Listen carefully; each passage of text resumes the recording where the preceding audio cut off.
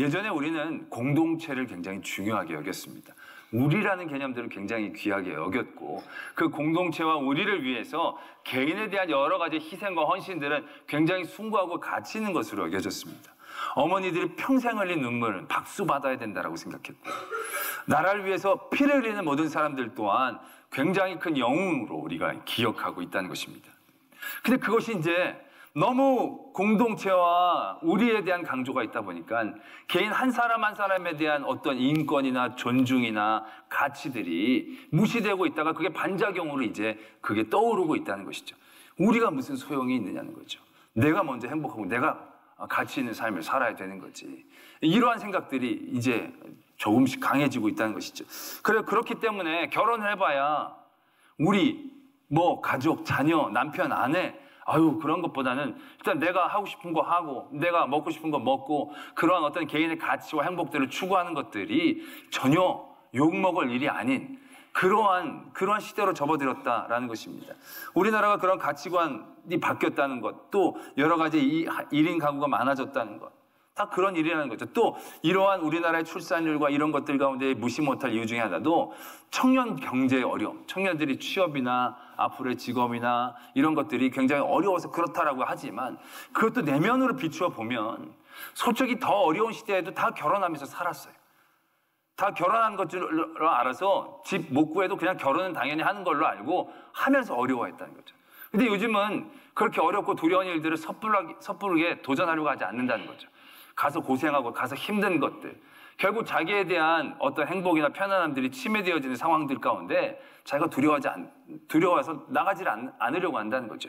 그게 경제 상황에 대한 핑계처럼 나타나게 있다는 거죠. 그 모든 것들이 결국 개인에 대한 가치와 개인에 대한 존중, 결국 그러한 모습들 때문에 생겨나고 있다는 것을 보게 됩니다. 이게 전반적인 사회 흐름이다라는 것입니다.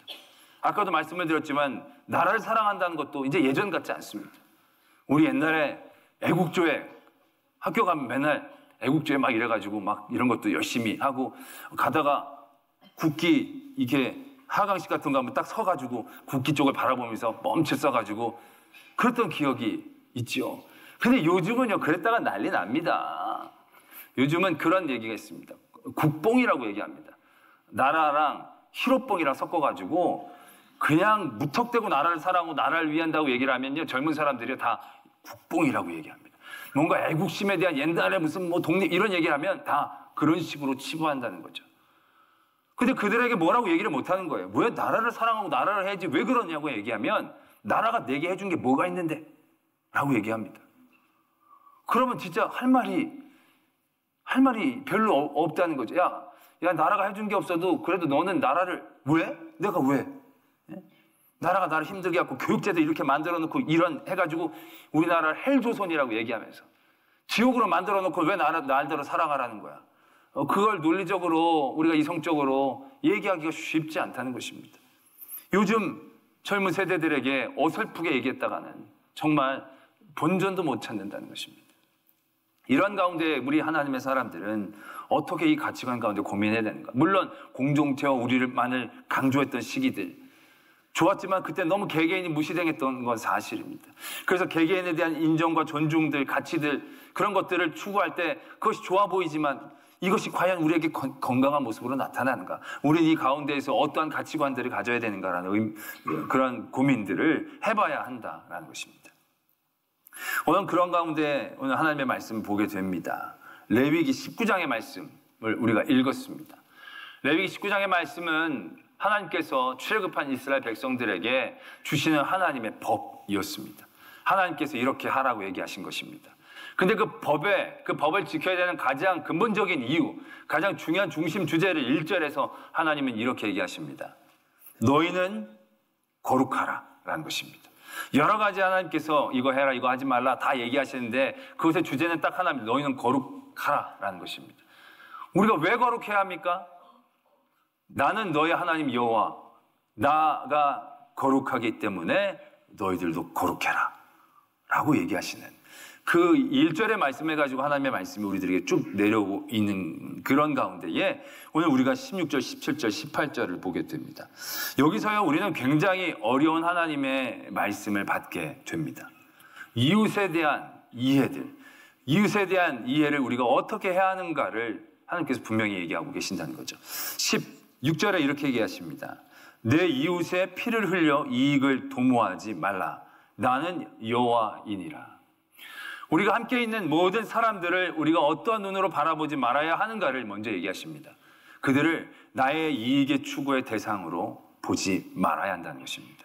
그들이 내게 어떠한 유익을 줄지 주지 않을지의 기준을 가지고 그들을 보지 말아야 한다는 것입니다. 그들은 그냥 여호와가 주신 너의 이웃이지 네가 그 이웃을 이용해서 무엇인가 할 수 있는 그런 구조를 갖고 있는 개념이 아니다라는 것을 우리에게 얘기하고 계신다는 거죠. 오케이, 좋습니다.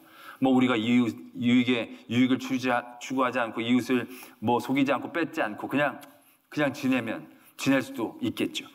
근데 17절의 말씀은 그 관계를 더욱더 심화시키십니다. 너는 내 형제를 마음으로 미워하지 말며 내 이웃을 반드시 견책하라. 그러면 네가 그에 대하여 죄를 담당하지 아니하리라. 이렇게 말씀하고 계신다는 겁니다. 이건 또 뭔가 내가 그들을 괴롭히지 않거나 그들에게 대해서 내 유익을 구하지 않고 그냥 좋게 지내는 것까지는 좋은데 하나님은 더 도전하고 계신다는 거죠. 그들을 바라보면서 견책하라는 것입니다. 그들이 뭔가 잘못되거나 그들이 어긋난 길로 가게 되면 너희가 그것을 꼭 이야기해야 하는 의무를 우리에게 주고 계신다는 것입니다. 만약에 네가 그를 견책하지 않으면 그 사람이 지은 죄에 대한 벌에 대하여 너도 어느 정도 부분에 대한 책임을 져야 한다라는 뉘앙스를 이 말씀은 품고 있다는 거죠. 네가 견책해라라는 것입니다. 그래야 네가 그 사람의 죄를 담당하지 않는다는 거죠. 그 사람이 그런 일들 하고 있을 때 내가 가만히 이슈지만 내가 어떡하겠어. 그러지 하나님은 거기에서 우리의 오지랖을 넓히라고 얘기하신다는 거죠. 반드시 견책하라는 겁니다. 그를 그냥 무시해도 되고 그냥 그렇게 살아도 내버려도 되는 그런 관계로 인식하지 말라라는 거죠. 마치 우리의 가족처럼, 내 자녀처럼, 내 친척처럼 그의 잘못에 대한 견책을 우리가 하라는 겁니다. 잘못을 꼭 지적하라는 얘기로 끝나는 게 아닙니다. 그 사람이 그로 인하여 당하는 모든 것들에 대한 책임, 의무, 관계가 우리에게 있다는 새로운 관계성에 대한 하나님의 도전이시다라는 거죠. 쉽지 않지만 오케이, 좋습니다. 내가 잘못할 때마다 그에게 얘기를 하겠습니다. 이런 사람이 다 있어. 얘기를 듣더라도 내가 얘기를 하라니까 얘기를 하고 그 사람이 말을 듣지 않으면 그 사람이 죄에 대한 벌에 대해서 나는 이제는 의무를 다했으니까 괜찮겠지요. 라고 끝날 수도 있겠는데 18절의 말씀에서는 엄청난 말씀을 우리에게 주고 계신다는 거죠. 원수를 갚지 말며 동포를 원망하지 말며 내 이웃 사랑하기를 내 자신과 같이 사랑하라. 나 여호와이니라. 이렇게 말씀하고 계신다는 것입니다. 내가 그들을 견책하는 거 하라니까 합니다. 좋습니다. 근데 견책하고 났더니 그 사람이 나를 막 욕하는 거예요. 네가 뭔데 나한테 이러냐고. 그러고 나면 굉장히 속상하잖아요. 그럴 때도 그를 원망하지 말라는 거죠. 그 사람이 나를 욕하는 것을 떠나서 나에게 그 일들을 갚고 그 일들을 나에게 보복할 때 내가 그를 원수로 여기고 원수로 그를 인정하고 인식하지 말라라는 것입니다. 그리고 나서 그를 사랑하라고 얘기합니다. 사랑을 하는데 어느 정도까지 사랑하면 됩니까? 네가 네 자신을 사랑하듯이 그 이웃을 사랑하라라는 하나님의 말씀을 우리에게 주고 계신다라는 것입니다.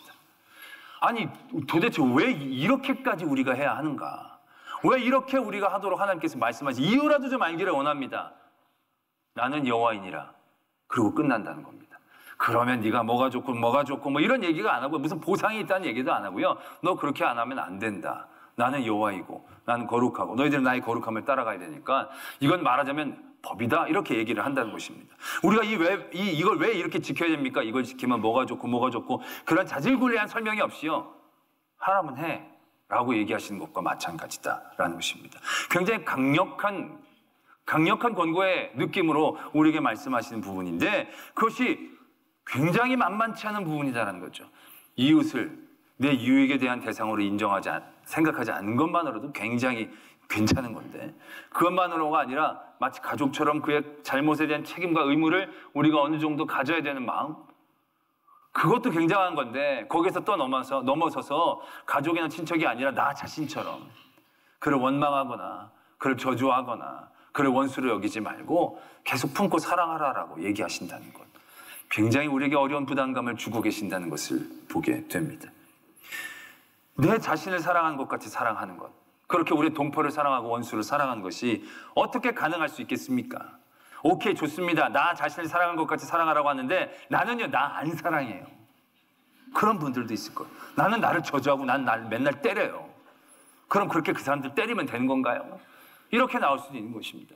또 나를 사랑한다는 것이 얼마나 건강하지 않는 우리의 어떤 이기적인 모습으로 나타나는 것입니까? 그게 뭉치면 그게 국수주의가 되고 제국주의가 되고 막 공동체주의가 되고 집단주의가 되고, 하여튼 뭐 그러한 쪽으로 이게 나갈 수 있는 위험이 있는 것이 아니겠느냐. 우리가 이렇게 반문할 수도 있다는 것입니다.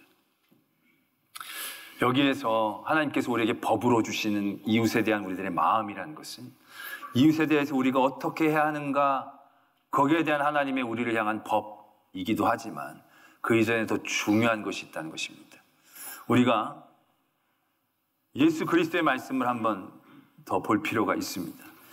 요한복음에서 예수님께서 이런 말씀을 하십니다. 새 계명을 너에게 주노니 서로 사랑하라. 내가 너희를 사랑한 것 같이 너희도 서로 사랑하라. 이렇게 얘기하고 계신다는 겁니다. 너희가 서로 사랑해야 된다는 얘기를 하시면서 두 가지 원칙이 있습니다. 네 몸같이 사랑하라는 것과 내가 너희를 사랑한 것 같이 사랑하라 라고 얘기하신다는 것입니다. 여기서 내 몸같이 사랑하라는 것만 우리가 붙잡으면 굉장히 다양한 우리의 반응이 나타날 수 있습니다. 나에 대한 나의 인식이 다양하기 때문에. 그러나 그 내 몸과 같이 사랑했을 때 그 내 몸이 내가 생각하는 내 몸이 아니다라는 것입니다. 예수 그리스도가 사랑하는 나이어야 한다는 것이죠. 예수 그리스도가 우리를 사랑하는 그 우리의 나, 그 나로 나를 사랑한 것 같이 이웃을 사랑해야 한다라는 예수 그리스도의 구체적인 도전과 설명들이 우리들에게 주고 있음을 알아야 한다는 것입니다. 이게 이렇게 되면 단순히 법이라고 얘기하고 우리에게 부담이 되어진다는 것을 떠난 우리들에게 새로운 하나님의 지경들을 보게 해 주신다라는 것이죠. 요한복음 15장에서도요 이렇게 적고 있습니다. 내가 아버지의 계명을 지켜 그의 사랑 안에 거하는 것 같이 너희도 내 계명을 지키면 내 사랑 안에 거하라. 내가 이것을 너에게 이르면 내 기쁨이 너희 안에 있어 너희 기쁨을 충만하게 하려 함이라. 내 계명은 곧 내가 너희를 사랑한 것 같이 너희도 서로 사랑하라 라고 하는 이것이다 라고 얘기하고 계신다는 것입니다. 하나님께서 나는 여호와니라, 그러니까 이웃을 내 몸처럼 사랑하라고 얘기하실 때 왜 이렇게까지 해야 되는지 우리는 잘 알지 못했습니다. 그러나 예수님을 통하여 그것이 분명하게 표현되고 있다는 것이죠. 내가 너희를 사랑한 것 같이 너희도 그 하나님의 마음으로 너희의 이웃을 사랑하고 바라보려고 한다라고 한다면 하나님의 마음에 있었던 우리를 향한 그 기쁨이 우리에게도 공감되어지고 느껴지게 되고 누려지게 되어진다는 놀라운 은혜와 축복의 말씀이 되어진다는 것을 깨닫게 된다는 것입니다. 우리가 어떻게 그렇게 할 수 있습니까? 물론 내 몸같이 사랑하는 거 그렇게 하려면 쉽지 않습니다. 그런데 방법이 있는 거죠. 예수님이 우리를 사랑한 그 사랑을 깨닫는다면, 그 사랑으로 감사한다면, 그리고 그 사랑의 마음으로 우리의 이웃을 바라본다면, 그가 우리의 원수라도, 그가 우리를 힘들게 하고 어렵게 했던 그 사람일지라도 예수님이 우리를 바라보셨던 그 사랑의 마음으로 우리가 그들을 바라보려고 노력하고 애쓴다면 우리도 그 사랑을 실천할 수 있는 힘과 용기, 능력을 우리도 누릴 수 있다는 것을 예수님께서 우리에게 말씀하고 계신다라는 것입니다. 우리가 구체적으로도 보면 모세가 시내산으로 계명을 받으러 올라갔습니다. 올라갔더니 아래서 난리가 난 겁니다. 금송아지를 만들고 난리가 났습니다. 근데 그때 하나님께서 얘기를 하시죠. 야, 밑이 난리가 났다. 거기 금송아지 만들고 막 그랬다. 내가 저들을 다 진멸해버리겠다. 그때 모세가 아유, 하나님 그러시면 되시겠습니까? 아니다. 내가 다 멸망시키고 내가 너로 큰 나라를 이루게 하겠다. 하나님 이렇게 말씀하십니다.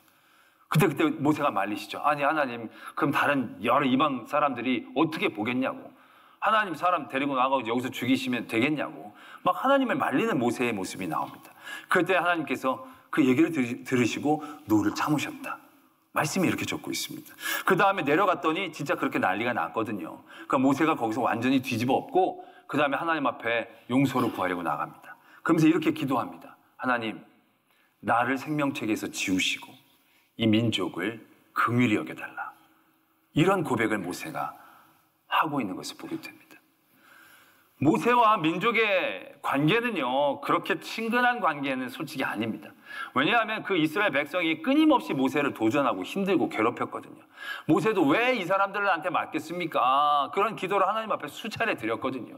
그런데다가 하나님께서 내가 너로 큰 민족을 이루게 하겠다. 어떻게 보면 굉장히 실제적으로 실리적으로 괜찮은 거예요. 이 말썽 많은 이 민족들, 앞으로도 가능성도 보이지 않는 민족들 그냥 다 싹 지워버리고 나를 통해서 큰 나라를 이루시면 꽤 괜찮은 그림이 되는 거예요.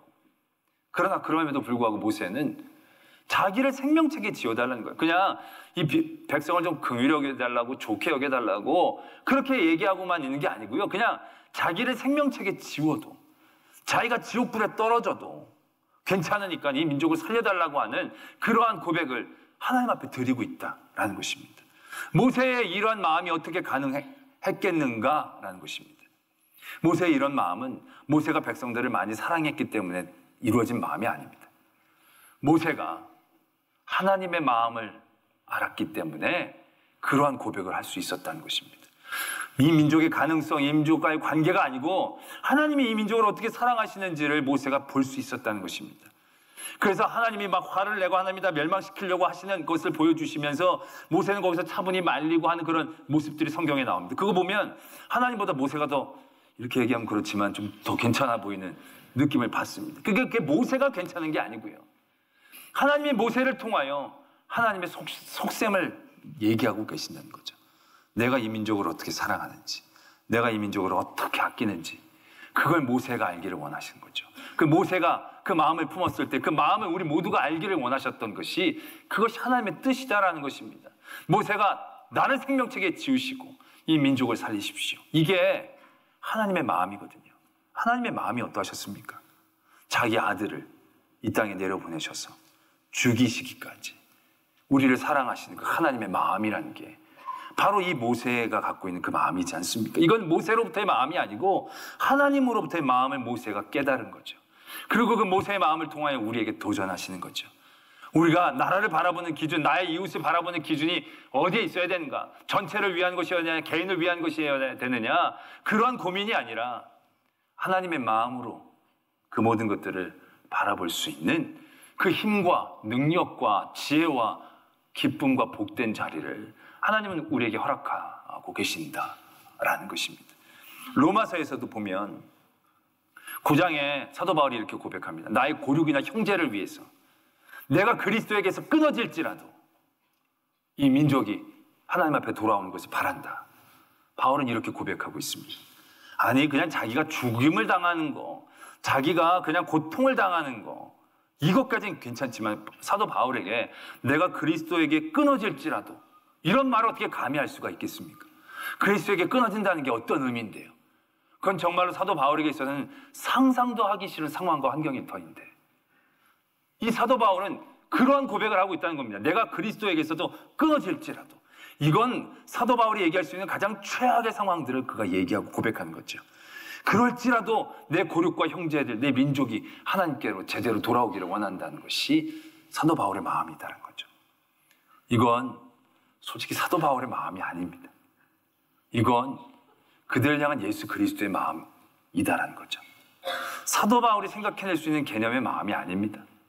사랑하면 사랑하고 좋아하면 좋아하고 안타까우면 안타까워했지 내가 그리스도에게 끊어질지언정 이라는 표현은 아무나 할 수 있는 게 아닙니다. 이건 예수 그리스도만이 할 수 있는 고백입니다. 예수님이 어떻게 하셨습니까? 나의 하나님, 나의 하나님, 어찌하여 나를 버리셨습니까? 하나님 아버지에게로부터 끊어지는 경험들, 그것이 얼마나 큰 고통이고 큰 아픔인지를, 그러나 그러한 아픔과 고통을 뛰어넘을 만큼 그들을 향한 하나님의 사랑, 예수 그리스도의 사랑을 알고 있었기 때문에 끊어질지언정 진짜로 끊어버리지 않습니까? 그리고 그들을 위한 헌신과 사랑의 마음을 베푸시지 않습니까? 그 마음을 사도 바울이 깨달은 거죠. 그리고 그 하나님의 마음, 예수 그리스도의 마음으로 그 민족을 바라본 것입니다. 뭘 잘해줄 게 있습니까? 그 민족이 얼마나 크다라고, 얼마나 잘났다고, 더 이상 가치도 없고 가능성도 보이지 않는 그 민족이지만 사도 바울은 그런 마음과 고백을 할 수 있었습니다. 왜요? 하나님의 마음을 알았기 때문에.